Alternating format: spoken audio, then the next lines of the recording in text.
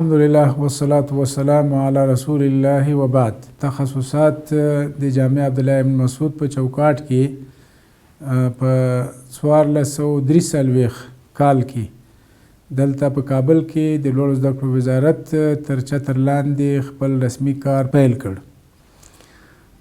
محترمو موږ اوس 15 تخصصات لرو چې د هغو د تخصصاتو له جملې نه یو تخصص فعال ده بالفعل چې هغه د افتاء او قضا تخصص ده.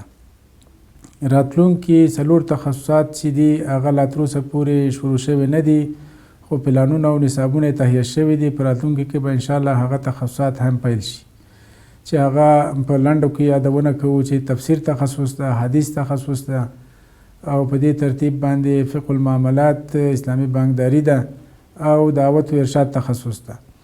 په فلحال په قضا او افتاء تخصص کې 107 تنه فاضلان لرو چې عملا په 3 صنفونو باندې ویشل شوي دي.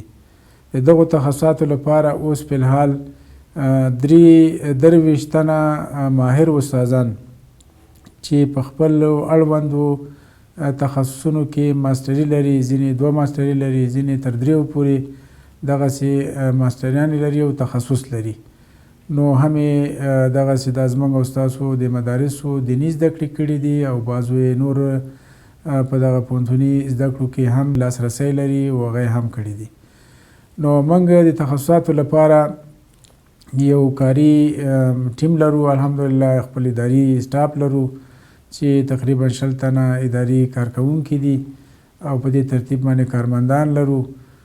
د دغو تخصصاتو لپاره اوس موږ ځینې تسهیلات هم په تعلیمي برخه کې، تحصیلي برخه کې ورته ایجاد کړي دي او همداسې رنګه د دوی په شوی باته برخه کې موږ تسهیلات لرو. کاملا مکمله مجهزه لیلیه لرو او دغسې په لیلیه کې د دوی لپاره د اوسېدو یو مجهز ځای لرو.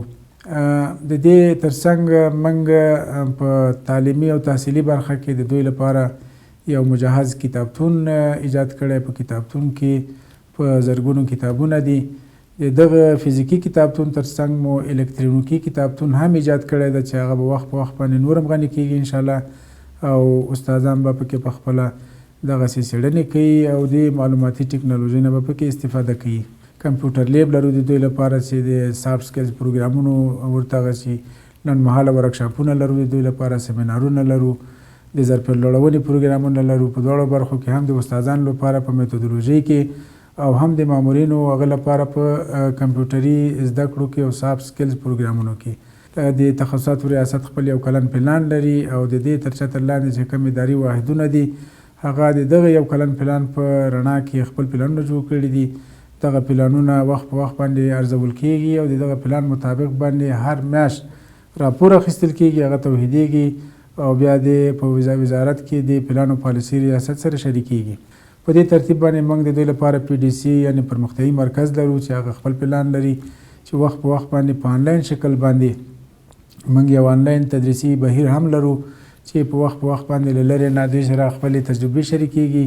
په اداري برخه کې تقریبا 17 کمیټې کار کوي او دغه کمیټو کې ټول استادان او مامورین شریک دي.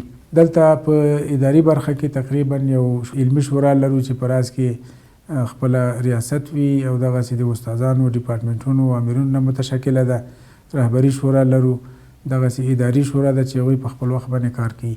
نو موږ کوشش کوو چې د 2 منهجونو ترمنځ یو ښه ترکیب رامنځته کړو او دغسې الحمدلله رامنځته شوی هم ده چې یو زموږ اوسنی عصر غوښتنې دي او بل زموږ اصیله ماضي ده، علمي او تحصیلي اصیله ماضي ده چې دا دواړه سره راجمع کړو او د اوسنۍ عصر غوښتنې او ټکنالوژۍ نه هم پکې برخه واخلو. الله مو آباد لره. السلام علیکم ورحمة الله وبرکاته.